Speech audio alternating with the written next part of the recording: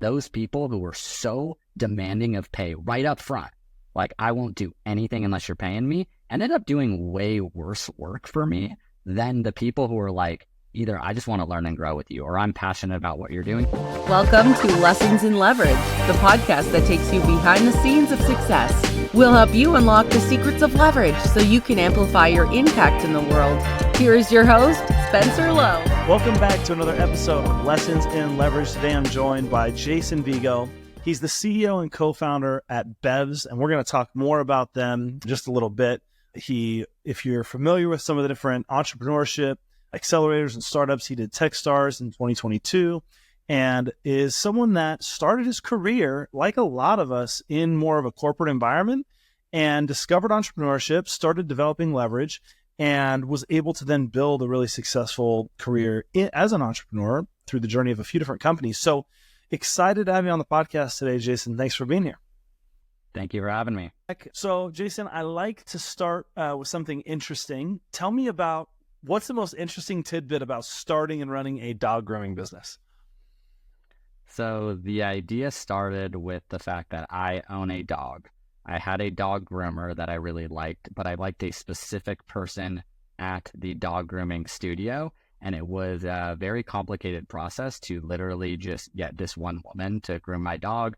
Of course, no technology, no online booking, no tipping, any of that stuff. And so that's really where it sort of started. I'd say the fun stuff was I really enjoyed doing all this online research, talking to groomers, talking to consumers. So hanging out with and talking about dogs for a living was pretty cool for a little bit.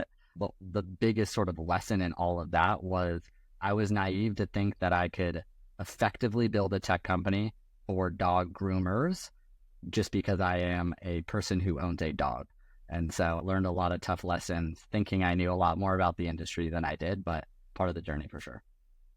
That makes sense. And so for those who don't know about your journey, Jason he started in a corporate career. He was working at Citrix.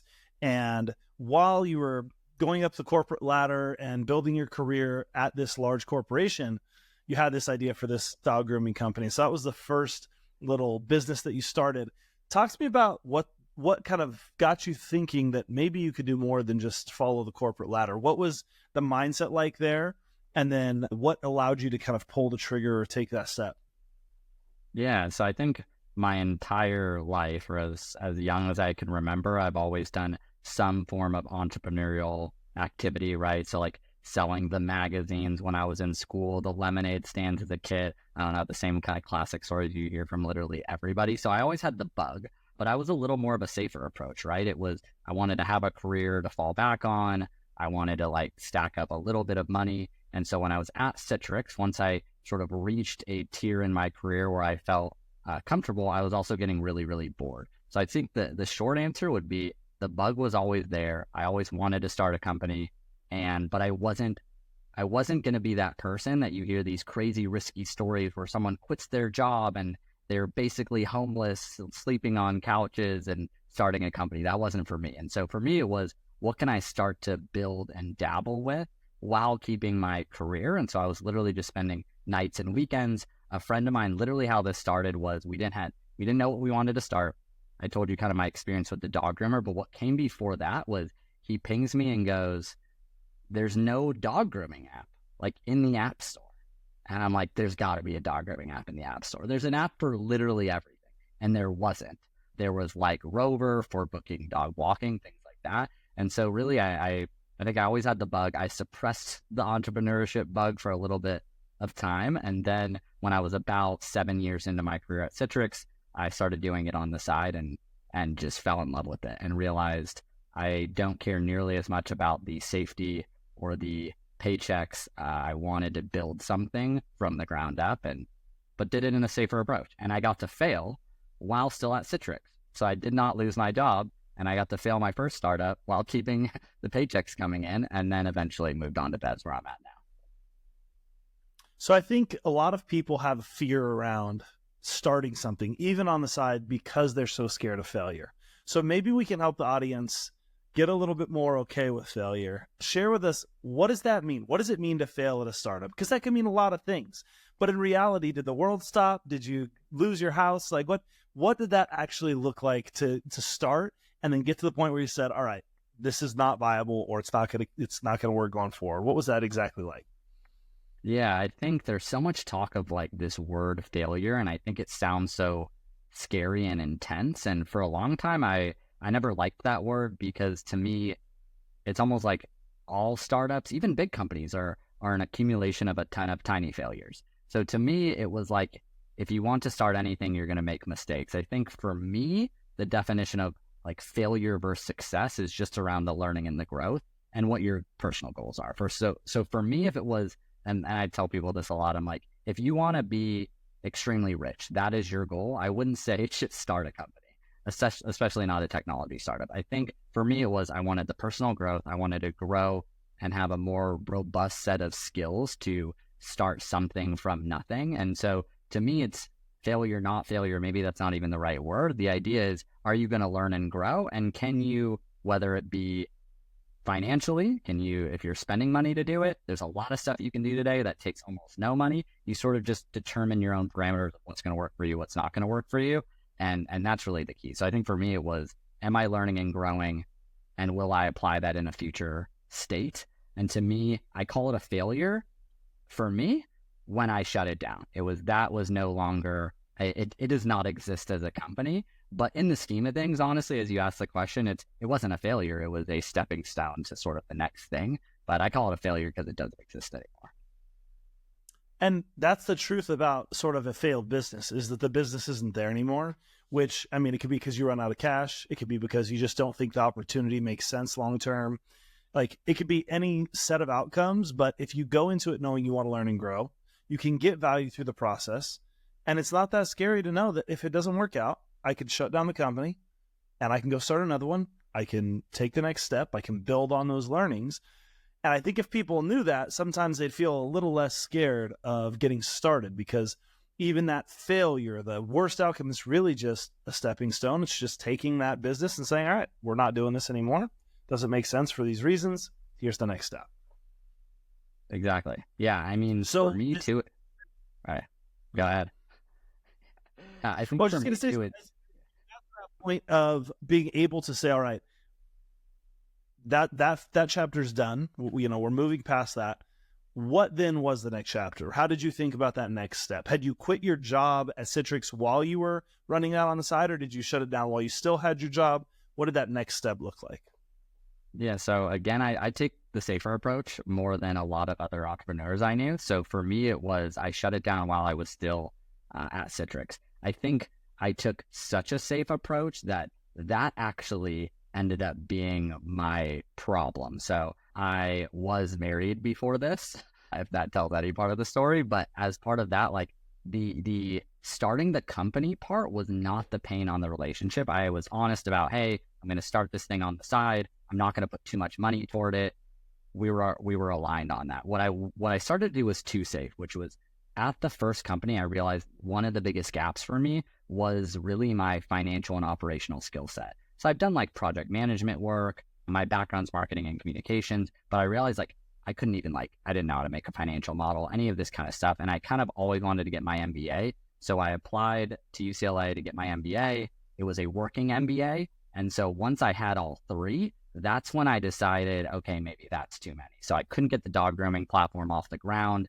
The funny part was we had an absurd wait list for dog owners, and we just could not convince dog groomers to partake pre-pandemic. This is 2019. I actually think that business can work still, and I just heard about a dog grooming platform that raised a Series A in LA too, which is ironic. But for me, what I did was, right when I got into UCLA, I'm like, I can't do full-time job, start my MBA, and do the tech startup. Even though fast forward, I ended up starting Bevs while at UCLA and still while at Citrix. I think that was my biggest regret, was I didn't have to do all three, and I could have been slightly more risky. But no, I shut down the dog grooming platform and started it all while still handling a corporate job. Again, I don't highly recommend that, but I was far enough in the career and in my role. I had a really strong team at the time that was eager to take on more responsibility. So when you have all those pieces, it allowed me to dabble outside of the day-to-day job.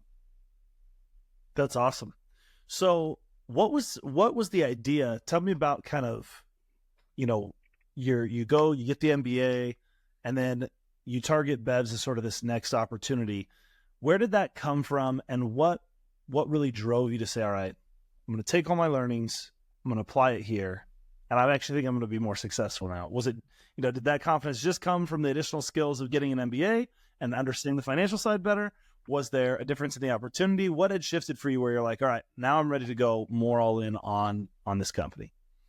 Yeah, so many things. I think it was a multitude of just a bunch of things. So one of them was, yes, the simplicity of just, I was learning financial modeling. I know we're going to talk, I'm sure, a lot about leverage today. What was really interesting, the most effective finance class at UCLA to help me run a technology startup was the real estate class, because you talk a ton about leveraging both bank loans, personal investment, et cetera. I never would have thought that would have been the class that made me really good at financial modeling for technology companies, but the same principles apply. So one is, yes, learning just sort of the basic skills helped. The second was what we talked about, right? The learnings from the first startup were so applicable. One example that was really tangible for me was I'm a communications professional by trade. So when I'm building the product for the dog grooming platform, I thought I could effectively communicate to an engineer to build the product I wanted. And my words were very articulate, but the product that came out, nothing like what I wanted at all. They were obviously not hearing what I was saying, and I realized how little I knew about actually sort of building out the features of a product, communicating it to an engineer who then designs it, right? So the learnings were really tangible. So part two would be just doing it, making mistakes, learning what I know and don't know, getting better at them with the practice. That'd be part two. Part three, I also mentioned a big challenge was I thought I knew enough about the industry because I own a dog, but I am not the customer I was selling to. I was not a dog groomer. So when I started Bevs, I teamed up with a family friend of mine who owns liquor stores and convenience stores in California. So he knew the space. He literally was the customer. So that filled kind of my third gap. And then I think the fourth was let that shut down, got more comfortable with school, got myself back to a place of comfortability with kind of my job in school. And then the bug, that entrepreneurship bug just came kind of rapidly. And then I was ready. I think the big wake up call for me was I was trying to apply what I was learning in school to corporate. And what happened was I go to my boss at Citrix and I'm like, I'm taking finance classes. Like, I want to work on finance. And he's like, awesome. Let's get you on the M&A team. I'm like, this is going to be incredible. I'm going to join the mergers team. I'm on these exclusive calls. And guess what my job was? More communication. So I was just doing my exact job in another sort of sector of the company. And I realized, like, I got to start my own thing or join a startup if I'm going to really sort of put the skills to work. And so, yeah, I guess like many things combined made the magic happen a little bit. That makes sense. So when you think about leverage and you think about, being able to accomplish more with less, starting a company like Bevs, it sounds like you were able to harness some leverage in terms of gaining access to other people's experience and knowledge. So by bringing in someone who was your target customer, you're able to leverage that into better understandings of the needs, and I'm sure that then led down a rabbit hole of really building a better persona, building a better understanding of the customer, and all of that up front so that your product can be better and be more effective.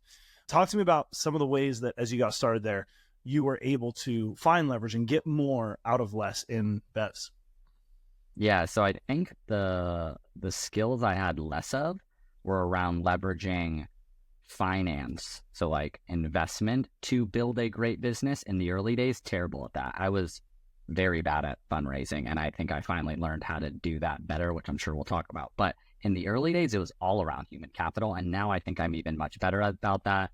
I think leveraging international human capital is a really interesting strategy, especially today. But at the time, I think you really nailed it with my co-founder, right? Which was leveraging someone who had connections, who knew the customer well. I mean, like, yes, I can do the Googling. I can go walk into retailers or whatever, but to just sit on the phone and just ask like a billion questions was a really fast way to get me to understand the market really well. The second was I went to UC Santa Barbara for undergrad and I was at UCLA for my MBA, and leveraging human capital came into play in sort of like internships, right? So one of our founding team members joined us in June of 2020. She went to UC Santa Barbara. I went to my favorite professor at UC Santa Barbara, Dr. Kreider. There was this exclusive writing and communication program where they only accept 20 students. I did that program and I felt like some of the strongest talent I ever met at UCSB did the program with me. So I went back to her and I'm like, who in your class is really great and might want to work with me on this? Pandemic starts to hit. And so all these people lose their jobs. And so this woman, Valeria, is willing to come work with me for free because she literally just lost her job, right? And so we get her for free, which is now looking back was like somewhat illegal, but worked for us for free. Incredible talent, has stayed with us ever since. Started off doing marketing, did some advertising stuff, went into customer success. Today, she leads our entire customer success team and has been with me literally since June of 2020, so almost going on 4 years. So I think at that time it is, can you convince people to come work for you or work with you for literally free or so cheap is the key. And what's really funny is in the early days, I always found I talked to someone and it almost felt like a sign of disrespect to be like, hey, come work with me, but I can't pay you anything. And then I'd find people that demanded pay. And I later found that those people who were so demanding of pay right up front, like I won't do anything unless you're paying me, ended up doing way worse work for me than the people who were like, either I just want to learn and grow with you, or I'm passionate about what you're doing, or hey, I do need to pay my bills, but like I can do this on the side and like let's get to a point. Like the people still with me from the early days are the ones who took the risk, came in. There are a lot of people like that. And I'd say my lesson learned and reminder would be like, don't fall for the like you have to pay for these services. I think the best people offer them up in a more collaborative way that is free or somewhat free at first. And then eventually, yes, you need to pay people to like do work. That is how business works. But human capital was the key at the beginning. Absolutely. Yeah, that is such an important insight. I mean, what I take away from that is there's massive leverage in being able to paint a vision. You know, your ability to communicate a vision and get people to be aligned to that vision. People do things for a lot of reasons, and money is an important one, especially in work.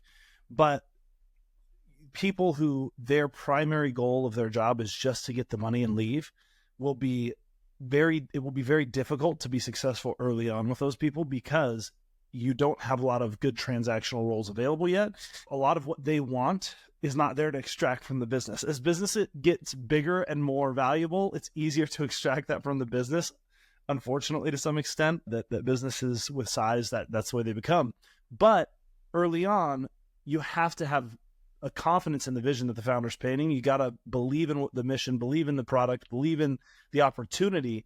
And that type of person is so valuable. And so for the founder, for the person starting the business, there's massive leverage in this ability to tell stories, to create a vision, to paint a picture that's exciting so that your tribe can find you, so that those people can come get on the boat, can do it on the side, can find a way. Another thing I see a lot of leaders falling into the trap, which is a low leverage mindset, is thinking they have to have all the answers and solutions. And so even if you don't have money to pay someone, ask them what they want. What do they want to get out of it? Is there a skill they want to learn? Is there a title they're hoping to have? Is there a future position in the company? Is there something they're trying to build towards? Is there an impact in the world that would be meaningful to them? There's a lot of different levers that can be pulled where people can find fulfillment and joy. And so being able to identify what those needs are in the people around you, and then being willing to be vulnerable and say, here's the constraints. I really like you. I really feel like you're a good fit. What could we do? And be collaborative. I mean, that's another element of, often we think about leverage as almost like using it against someone or using it in some sort of negative connotation way. You get more leverage by being collaborative and letting them help you find the solution, find a way to contribute. How did you see, as you had those conversations, what were some of the things you saw in people where they were motivated? Why did they want to be a part, even though they weren't making money early on? Yeah, so I think there are a few things happen. I think one style of persona for this person was humility. So you like humility laced with confidence, which sounds almost like contradictory, but it'd be an example that I gave with this woman, Valeria. I brought in a friend that I used to work with at UCSB who had no technology experience. And when I reached out to him to sort of collaborate, was like, showed where they were confident in certain skill sets, right? So like Joseph, for example, who I brought in, knew he could sell, knew he was good with people, knew he had sort of a general operational project management efficiency, but was so much like, this is where I'm weak. And so I don't know, maybe I wouldn't be the right fit. So I'd say some sense of modesty, but not overly modest that you lack like any confidence to do anything, was definitely one like persona that worked out really well for us. I think another type of persona was the growth mindset, that hunger, right? Which was, hey, I want to come in and I want to prove myself. And I found the people who have always sort of led with that, which was, hey, I know I can do this. Either my resume speaks to it or my resume doesn't speak to it, but I love what you're doing. Let me come in and help for this or for that. And then I'll prove that I'm really good or that I can add value. And then we can sort of figure out what that looks like after. Those are kind of the two that really work. I'll be transparent that it doesn't just automatically work, right? I won't name people, but there were other times where people did some free work, came in, lost focus. But the ones that stayed, those were definitely two themes. And I found the reverse in the other way, right? Where I found people, as I mentioned before, kind of required the pay up front, weren't really as excited. And many times over, those did not work out. And I wish I saved that money for the people who were more humble, willing to hustle. And instead, we sort of wasted it on the wrong people. But again, those are the learnings. So hustle laced with confidence and just willing to prove themselves. I would say more than willing, like wanting to prove themselves. And there's another theme here, which is, look, I'm someone who believes that by and large, college mostly is not a good choice for most people nowadays. But one of the principal value propositions of college is the network and the access that you get, the relationship leverage you can build there. And there's multiple themes in your story so far that pop off the page of, look, because I had this network of people I knew, or professors, or this class and this group that I knew had this skill set, it gives you leverage to go find people that have certain skills, certain values, certain, shared relationships, which just increases the likelihood that you're going to actually be able to build a relationship there. And so that is one way that I think college is massively valuable. And when people are thinking about college, if you can justify the finances of it, because that's the main reason I think it doesn't make sense for a lot of people today. But if you can, I think that that's something I would think really heavily about, is like, how does the program I'm going into, how does the school offer an alumni network, the right professors, the right environment to build relationships that I'll be able to get more out of later, because either the skill sets being taught or the shared experiences, etc., as people move on from that shared experience. Yeah, I think for me, the interesting part, same UCSB, I took full advantage of the social component, not just the partying or whatever, but really I joined groups. I started a nonprofit there. Like, I left with a awesome network. What I have some regrets on with UCLA is I did the working MBA, which I don't regret, because I really loved being able to apply what I was working on at Bevs. But I did not partake in nearly enough of the networking, and I paid triple the money for an MBA like UCLA. And so looking back at all I was really getting, again, not all I was really getting, but some professors, some people, I ended up hiring someone from UCLA who works at Bevs right now, the really awesome resource. So that one human alone could end up making this worth it.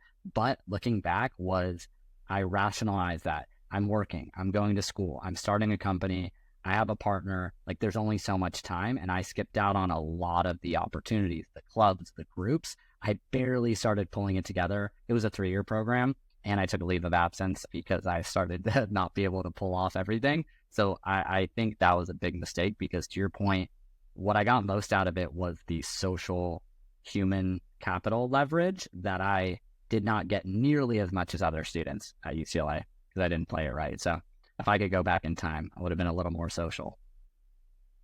Some good learnings there. Talk to me about what it's like to launch. I guess even the dog grooming company initially was kind of a tech business. And then I believe you had one more business that you launched, like an online shopping platform. And then it was Bevs, if I've got my stuff right here. So tell me about, you don't program, I don't believe, right? You're not a technical founder, or are you? Do I have that wrong? Yeah, I'm not a technical founder. So I had to find that also. That is a really fascinating part of your story, because I think a lot of people think, I want to start a tech business. Oh, I got to go learn to code. I've got to become highly technical. So talk to me about, what did you have to leverage in order to be able to launch tech businesses, and now, start to build a really successful tech business in Bevs. without having the technical skill set? What's that like? Yeah, so the dog grooming platform, no technical skill set between me and my co-founder. As I mentioned before, we got an outsourced engineer. I thought I could do product management work because I knew how to talk and write, and I was completely out of scope with what I could pull off. Then my next company was in the parameters of UCLA. So there's an entrepreneurship track. It was a really cool track. You literally get to build a company within the parameters of UCLA. I teamed up with two engineers who were getting their MBA. And so they were coding and building the platform. So while some other students were like, I'm going to launch this company or this CPG product or whatever, like we built a full-blown platform, iOS and Android for the retailer, iOS and Android for the consumer, a web app. Like we came out with like a pretty robust technology platform. That was a wake-up call for me because Bevs was starting to happen around the same time, which was, oh my God, the things we can do when we have a technical co-founder are incredible. And clearly I have a gaps in skill set, not only in technical component, but even product. It was almost like I'm not going to do this unless I go seek out a technical founder. So my co-founder of Bevs, also not technical. He owns convenience stores. Would be really cool if he was also a software engineer, but he is not. And I did have those moments, just like you said, where I was like, I got to go learn how to code. Like, I got to know the basics to pull this off. There's just no way. There's not enough people. There's not enough resources. I look back and go, I'm so happy I didn't try and learn terrible, rudimentary level code to try and code like the worst ever technology. And so I joined a really early stage accelerator at the time, and there was technical advisors there. And so I met one. His name was Jim, and I'm like, that's the guy I need. Like, I need that guy to come in and become my CTO or an equivalent level. And so what I did was got to know him well, built relationship with him, picked his brain on anything product and technology, and convinced him to come on as more like an official advisor outside of the accelerator. And then I turned that into, would you be like an interim CTO with the maybe potential to become full-time CTO? Or if you don't want that job, or we don't want you to have that job, you help us fill your spot. And so we gave him a pretty nice package with levers. It was like, first hire our first next two engineers once we had a little bit of capital, then decide if we want you to be CTO. If you don't want to be CTO, then help us recruit, then onboard and train that CTO. But yeah, I think to your point, and I'm even realizing it more than maybe I've reflected on, is it's always been around not just relationships. I think that's an understatement to what this is around finding the right people, building honest, open relationships with them, and convincing them to come join you on a journey and compensating accordingly, right? I'll be honest, my bringing in a really senior level CTO was not like free money or no equity, right? There was a fair package, but that has really been the key. Find a CTO. It doesn't have to be at the beginning. We didn't start Bevs with a CTO. We were outsourcing engineering, and we found the right one over the journey. Yeah, I think it's a really high leverage skill for people to understand if they want to be launching or working in tech. I regularly have this conversation with people of, you need a technical co-founder. Like it's not optional. And so, but it can feel really intimidating to try to find them or recruit them or make it worth their while. And I love the way you structured it by framing it as an advisor relationship first, then letting that mature into sort of an interim CTO, then having those levers to be able to make the decision, do you want to stay on? And this is what it looks like. And so I think it's very similar to dating in your personal life. I mean, that's a big relationship. It's like getting business married to be co-founders with someone. And so to take that kind of a step, it's helpful to have a process you can follow like that, to start by finding the right advisor and not putting the pressure of, I have to convince this person to be my CTO, just who could give me the best advice and then help me find a CTO. Now, can I build that relationship with them and then over time get them into that role? I think that's a really, really valuable pattern there that people could follow. So with that being said, we've established the value of the relationships, the importance in building a team early on. You do have to build a team kind of out of nothing and get the people that see the vision, and it's, bits and pieces and high talent and high motivation. But, as the business grows, then you've got to shift into being able to recruit the right specialists and experts. And they're going to be people that are more expensive, and building that level of team. Have you seen, or what have you seen about how that shift sort of changes things from sort of just recruiting a ragtag band of great people to starting to build a team that has higher cost, really niche specialists that can solve specific business needs as you build a larger business? Yeah, I wish I had a perfect formula. I feel like I've studied this at Citrix. There was a period of time where I was in the HR organization, where I was on the extended HR leadership team. Like all the resume says I should be like a pro at this, and I think I have some skill set in it, but it's every situation and person is so different, especially in a tech company or venture back. Like we're moving so fast. I definitely don't have a perfect answer. I think what's really funny is, for me, maybe not funny, but a wake-up call for me. I'm not a big person that used to believe like in their gut, like the gut feeling or like their intuition. I'm a data nerd. I'm like, what do the metrics say? Over time, I've started to realize that the intuition is built off a ton of learned experiences, and I need to trust it a little more, where I've definitely made wrong hires that on paper looked right, but I had that gut feeling like, I just don't know if they're going to work. And then I've had the gut feelings where I'm like, I don't even really have a position for this person, but they could probably do the thing that I need them to do. And if it doesn't work out, I guarantee they're going to find value in other areas. And that's where, like, I give the example I mentioned earlier with my friend from UCSB, Joseph, who came in. It was like, he could probably sell the product. I'm pretty sure he can. So he'll come in and do that. He's now done literally every single role at the company. He moved into the chief of staff role. And so this versatility and hunger has really been key. It's really hard. I'd say the hardest time for us to grow the business was when we raised our last fundraising round. We had committed to grow the company 300% year over year. We don't have a recruiter in-house at the time, right? And so we were just like going on LinkedIn searching. We find someone, you try and trust your people, right? One of the best ways is tell your great people to recruit their people. Well, what happens if you mishap on that? So I think for me, it's try and find great people, use your network where you can. It will run out. Then the ones you really trust, really push them to help you find your next wave of people. Usually they've worked with great people. And if they have a great reputation, we found other people are willing to leave their jobs and follow that person there. That's a big sign, right? If someone's willing to quit their job and follow their old boss or their own teammate somewhere, I think that's 2. And then 3 is starting to figure out your formula for interviewing and getting to know someone. I found if I can get a conversation in advance of a role I'm hiring and have more of a conversational approach to it, where I'm like, I'm not even really interviewing. Like, this is not an interview. I'm not recruiting for this job yet, and I can get to know them. I think they open up more, because I think that's the key. I found this, frankly, in sales more than anything. A sales rep, shocker, is good at selling. So they sell me pretty damn well on their skill set because they're a salesperson. And so I think getting that conversational approach is really a key if you can pull that off. That's awesome. Well, talk to me about, what do you view as some of the most important strategic levers that you're pulling right now for your business? Maybe it's in AI, maybe it's in human capital, maybe it's financially. What do you view as those biggest levers that you're able to pull to get more out of less? Because as a venture-backed company, like you said, you have targets you have to hit. There's, money on the table. There's a timeline in place. That money doesn't last forever. And so it can be a high pressure environment, especially as a founder, to go build, under those constraints. You have to be able to get more out of less. There's a billion things that can fill your time and distract you and take your priorities in places they don't need to go. So what do you think those largest levers are for you?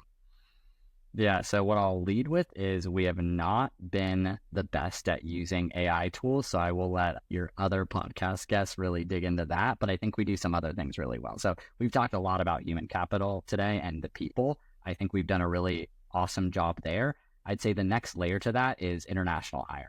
Very early on, so we were another company that started off as a delivery app. We pivoted the company. As part of that pivot, we took an international approach. I think we have to be, I believe, even more effective at leverage on the financial side than some other companies, because we are selling a product for $99 a month to an independently operated or small chain liquor store or convenience store, right? So we are just not going to hit these revenue numbers as early, but to grow at the scale I need to have a big enough team to build product, build integrations, kind of sell this thing, right? So it's almost like if you try to look at it on paper, you're like, how does this even make sense financially? We have to lower costs. And so one way we've always hired internationally, our entire development team is based in the Philippines. We are getting talent that is as good, if not better, than American talent. And it's typically around a fourth of the cost, right? All in. That's salary, medical, benefits, all of that, and still able to pay people like a more than effective wage for their location. Hours, not that great, but insanely good talent. We've now started to hire in South America also. So my assistant is in South America. We've hired customer success reps in South America. Again, just like any role, you have to interview well, I think recruit well, all of that. But you can get, I'm now finding, not in every role, and I don't want to necessarily, I think the best companies are going to be a combo of part US, part international, but figuring out your formula for that has been really effective for us. I think, especially there's been just in the US, maybe a little biased, but a lot of the younger generation we've seen of just expectations, some coddling, things like that, time off, all that. Of course, like we give time off. You could take vacation at Bevs. We're not like a sweatshop by any means, but like we're a startup. If everyone just took a bunch of time off, we'd just go under. And I found some of the international hiring we've done have been harder working than a lot of us out here in the US. So I think that's a key strategy. I think the second for us is absolutely the finance component. I mentioned this earlier. This was my weakest skill set for a long time. I think there's been even a theme today around sales in general. You're selling a vision, you're selling yourself, you're selling an idea, you're selling a product. Sales has not always been my strong suit. I think building relationships is a strong suit of mine, but I had to get a lot better at selling and pitching to an investor. It is a very different sales pitch than convincing a human to come kind of work with me, right? And so leveraging finance is a huge one. We do it in two ways today that I think are really important. The obvious one, because we've mentioned it, is venture capital, right? Venture capital is a fascinating whole type of investment thesis that you can get an investor to bet on an idea or a really rudimentary product at a valuation that makes literally no sense to anyone who's not been in this space, where like we had nothing. I was a SaaS company with no SaaS revenue, and we raised at a $5 million valuation, then a 9, then a 12. It's like, how are we possibly worth $12 million? There's no chance, but that's the nature of venture capital. You can get large checks. They take equity in your business. You do not have to pay back the equity. And then you can leverage that to grow really, really fast and reach large multiples. If you want to, I can go deep into venture capital, but I do want to mention the second one, which is we've also used lines of credit and sort of bank loans to leverage other pieces of our business. So today, you're a convenience store. You want to use the Bevs software platform. You probably do not have a device in your store. Do you have a computer in your liquor store? Probably not. Most of our stores don't. So they need some device. So what we did is we wanted to give them a tablet, and we wanted it to be in an iOS, so like an Apple tablet, right? An iPad. We knew that they were more familiar with it. They would be more comfortable with it. They'd make less mistakes. It's expensive if I were going to buy iPads and give them to stores, super high risk. So we were able to get financing to leverage 3-year payment terms on a month-to-month basis as we want to buy iPads. So I would buy iPads in doses of 25, 50, 75, or 100. So we wouldn't have to store them because that's also more cost. We didn't have an office at the time. We'd leverage the financing, which would pay for the iPad on a monthly basis. It made the iPad cost us $9 per month to use. And then we funneled that into our $99 a month. If I thought, well, I got to just buy the iPads, there'd be no Bevs today. No chance. We had to finance it. And the bigger we get, we are trying to leverage financing and loans and credit lines to make that cheaper, and cheaper. And it's been the only way we've been able to succeed, honestly.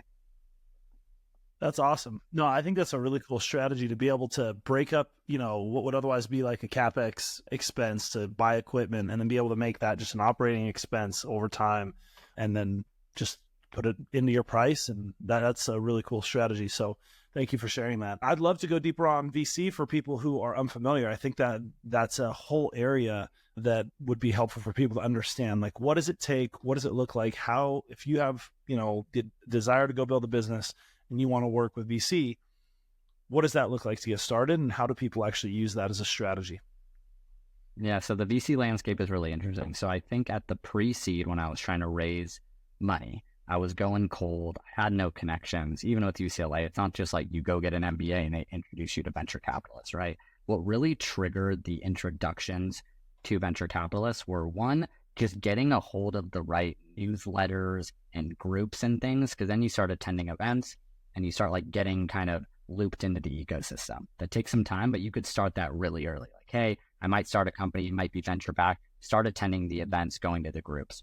But the biggest key for me was the accelerators, right? You go to an accelerator, Techstars, more than anyone, help me get in front of hundreds of investors, and you start to maintain those relationships, keep them updated on a monthly basis. But you're gonna thinking, to your question, you want to get started today, you want to start a company, how do you even like get in touch with VC? You'll hear that everyone says you got to know someone, right? Because you don't want to cold outreach. It's not the case anymore. You can definitely cold LinkedIn, cold email. One of the best ways I found to get in front of venture capitalists is to go to another founder. So you meet a founder in a space that you're interested in, you do a quick like informational interview if they'll let you, and then they introduce you.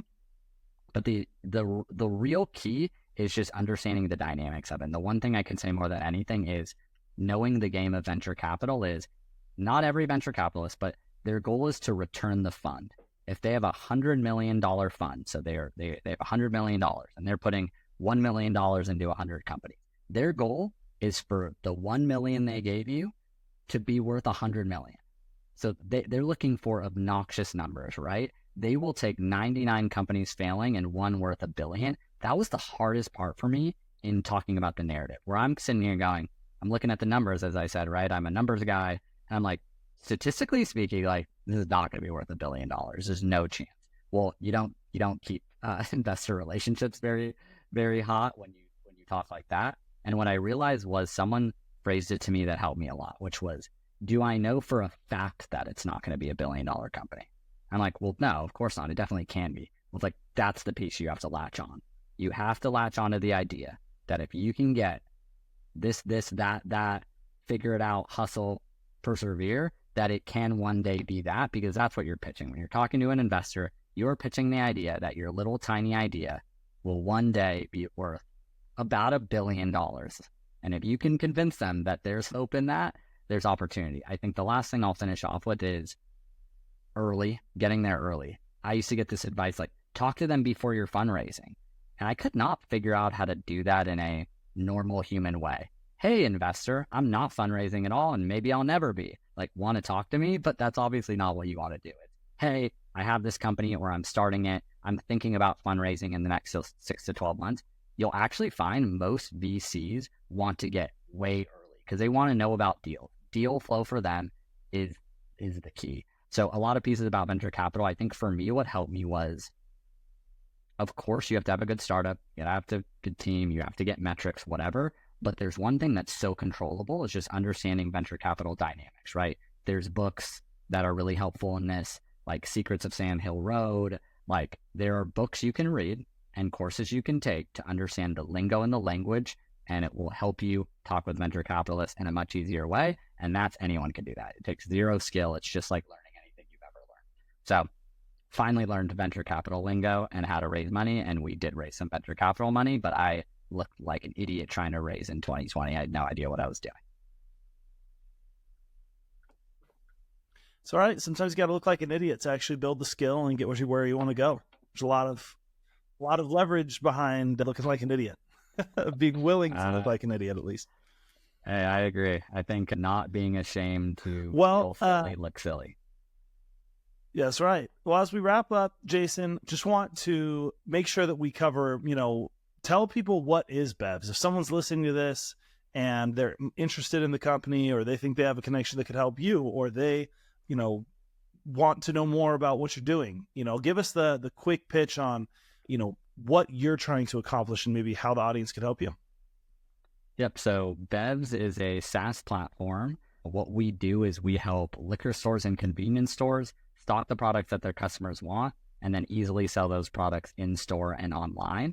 And what that really looks like is we are building technology integrations and data tracking in the way a convenience store buys their inventory from a snack and drink distributor, sells it in store through a point of sale system, and then sells it online through their e-commerce and delivery apps. If you're a consumer today that uses DoorDash or Grubhub and you go onto the app and see convenience stores there, depending on your location, there's a good chance Bevs is powering those stores and their inventory in the store.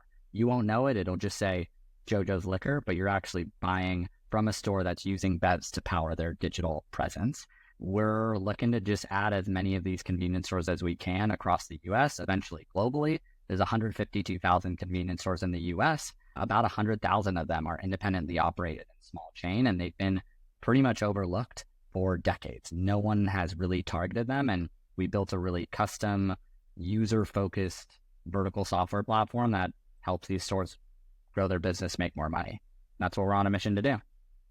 That's incredible. Well, if I can give some advice to the audience, if I wanted to get some help, get some introductions to some VCs, or maybe get some mentorship or build a relationship, I might try to make an introduction to Jason on that front and see what you can do to help him out. And then, maybe you'll get some what you want as well. So always very high leverage to see how we can help each other. And certainly, Jason, we appreciate you coming onto the show and sharing so many insights from your entrepreneurial journey all the way through to some of the more tactical insights around VC and building a tech business.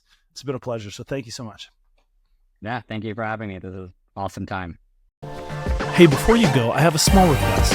Our mission is to empower as many people as possible to maximize their potential through the power of leverage. Could you help us in this mission by leaving a review on iTunes, Spotify, or YouTube? And if you know just one person who would benefit from today's episode, would you please share it with them? Your support means the world to us, and we are thrilled to have you in the community. Thank you for being a part of our journey and helping us grow. You can find show notes for today's show and past shows at lessonsinleverage.com, which also has links to connect with me personally and connect with our various podcast channels across your favorite social networks. A big thanks to Solve.cloud, who sponsored this episode. They're a group of expert consultants that help SaaS and financial services companies to implement, optimize, and manage Salesforce.com. They can help you with custom integration solutions and are helping customers to implement some of the most important generative AI technologies. You can find them at solved.cloud. That's SOLVD.cloud is the URL. Thanks again, and we'll talk soon.